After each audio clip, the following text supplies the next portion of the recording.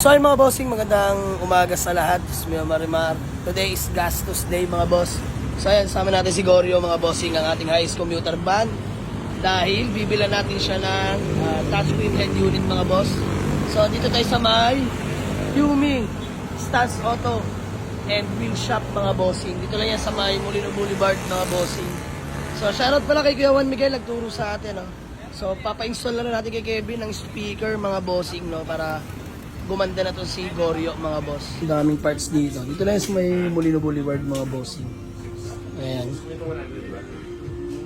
So ayun mga bossing, libreng kabit na rin pala yan pag nag-avail ka ng head unit mga bossing. No? Ayan. Lenovo. Android na mga bossing. Ayan. 10-inch na yung pinalagay natin mga bossing.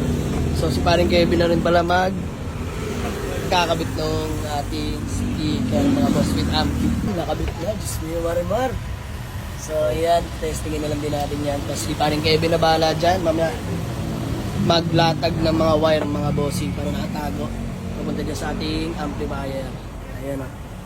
Pinipix na ni paring Kevin itong speaker natin. Although, ayan, normal speaker lang mga boss. Pero, all goods na rin para hindi nakakaantok pag bumabiyahe tayo mga bossing. No? So, isang sub with ampli, tapos 4 na tweeter lalagay natin mga bossing.